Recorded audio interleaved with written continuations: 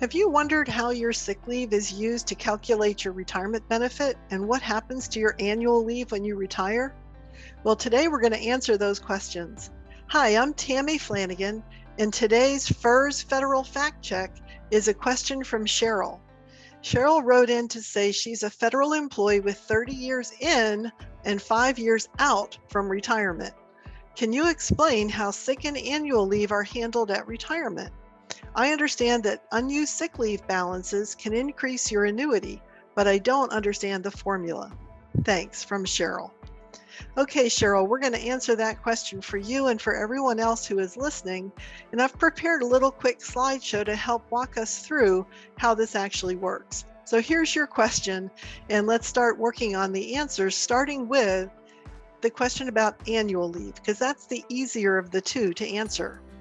So your annual leave is converted into a lump sum payment when you retire. That even is true if you just resign from federal service. So that lump sum payment would be based on the number of hours of annual leave you have on the books when you retire, which would include any leave that you may have carried over from the previous year, plus the leave that you've accumulated in the current year that you haven't used. And you may note that some people, maybe your coworkers, will plan their retirement towards the end of the leave year to maximize this lump sum payment. So that whole final year that they work, they accumulate maybe 208 hours of annual leave, but don't take any of it. So they have that leave plus what they carried over from the previous year, in some cases giving them a total of 448 hours of unused annual leave. Now, if there's a pay adjustment in the coming year, that leave payment's going to reflect that higher salary. So that's an added bonus to getting paid for such a large lump sum. Now, that's not to say that if you decide to retire the end of June or the end of August, you'll still get paid for whatever leave you have on the books, whether it's 50 hours or whether it's 250 hours of unused annual leave. So whatever your balance is on the date of separation, that determines that lump sum payment. So let me show you an example. Here's someone who's going to take that advice of retiring at the end of the leave year to maximize that lump sum payment. Now, if Micah were here, he would tell you that people in Alaska don't much like to retire in December when it's cold and dark out. But down here in Florida, that's our prime season. So a lot of folks might want to retire and move down here. So this person has a leave balance of 448 hours because, like I said, they carried over leave from last year. They've accrued leave this year. And frankly, I don't see people not taking leave this year now that things are starting to open up. But in many years, this is what happens. Now, their annual basic pay for this example is $84,049. That's a GS11 Step 10 on the rest of the U.S. pay schedule. So just for this example, I'm going to use that pay rate. So if we want to find out your hourly pay rate, we take that annual rate, divide it by 2,087 hours, which are the number of hours in a leave year, and that gives us an hourly rate of $40.27 an hour. Now, let's say that in 2022, there's a pay adjustment of 2.5%. Now, right now, here we are in 2021, we have no idea what if any, pay adjustment there will be for 2022. So this is purely just an assumption. So the new pay rate with that 2.5% increase bumps it up to $86,150, or an hourly rate of $41.28 an hour.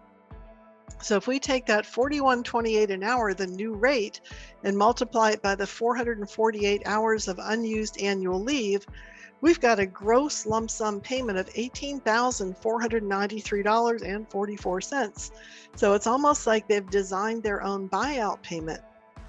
However, keep in mind that if the pay year or the leave year doesn't start until a week into the new year, you might get some of that leave paid at the 2021 rate and some paid at the 2022 rate.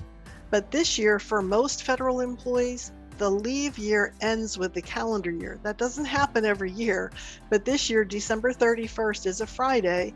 And for most of you, if you work a Monday through Friday work schedule, finishing up on Friday afternoon, which is New Year's Eve, so maybe you'll get off early, that will give you, actually it's a holiday, right? So you don't even have to come to work that day. That will give you the full accrual of leave for pay period 26. So the withholdings are what's going to bring it down, right? So we have 18,000 gross amount, but after federal income tax, maybe state income tax, not in Alaska or Florida, but maybe in some of the other 48 states, FICA tax for Social Security and Medicare tax, that's going to net you somewhere around 13,000 out of a gross payment of 18,500. So figure 65 to 70% of the gross amount will become your net, depending on your federal tax withholding levels and depending on whether or not you have to pay state income tax. Now let's talk about sick leave. So sick leave, first point I want to make is it's used to increase your service for calculation, but it doesn't make you eligible to retire any sooner. So keep that in mind. For sick leave credit, 2,087 hours would be equivalent to a full year. So if you had 1,040 hours, you've got about 6 months, right?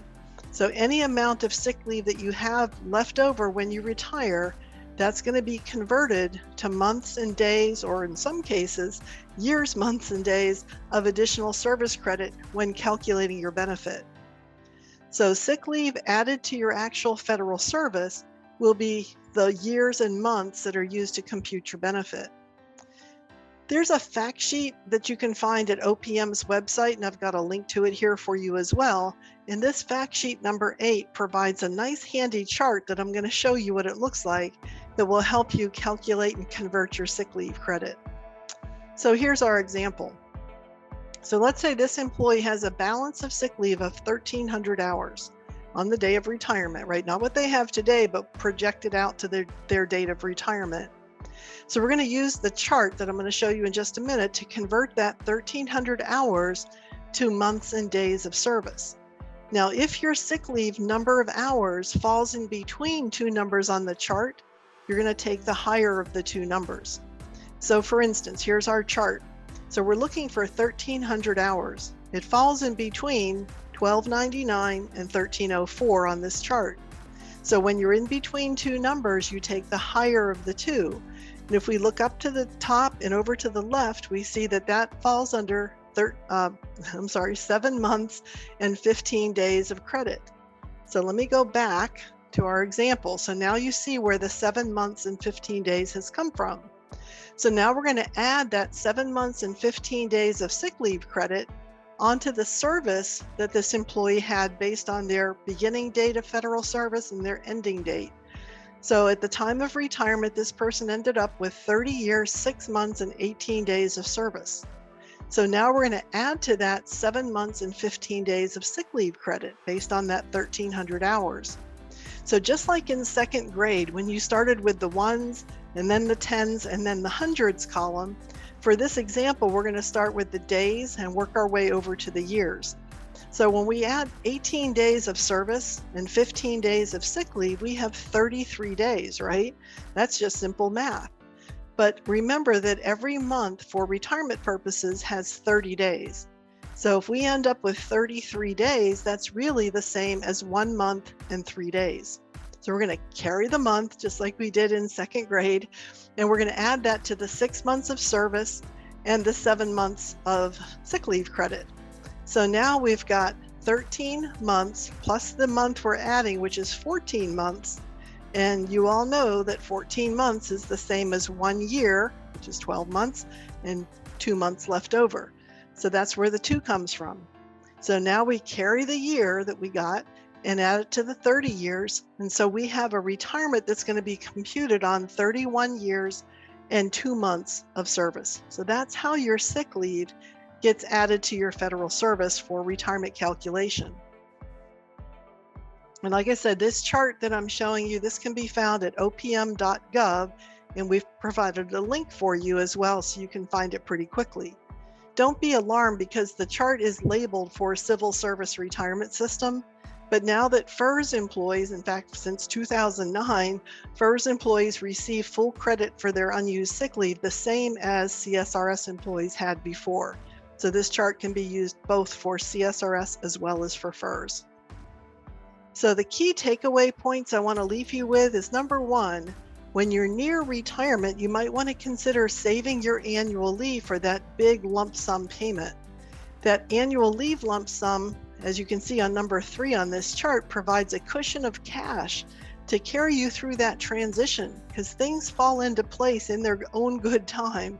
So while you're waiting for that first retirement check or deciding when to claim Social Security or waiting to land that second career, you'll have this money from your lump sum annual leave payment to help tide you over while you're waiting. Save your sick leave. If you're listening to this and you're mid-career, you still have 10 or 15 years left to work, save your sick leave. It's not because I want you to save it for retirement credit.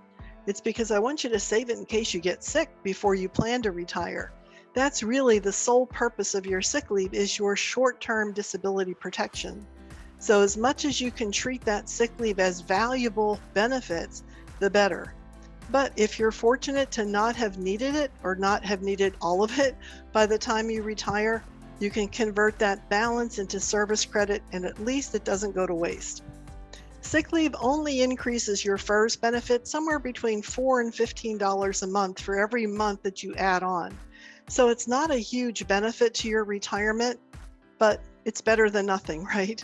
So if you have a reason to use it and you're near retirement, it's probably worth more that way. So if you need that elective surgery for elbows or knees, you may want to do that while you're still on the payroll and take your sick leave.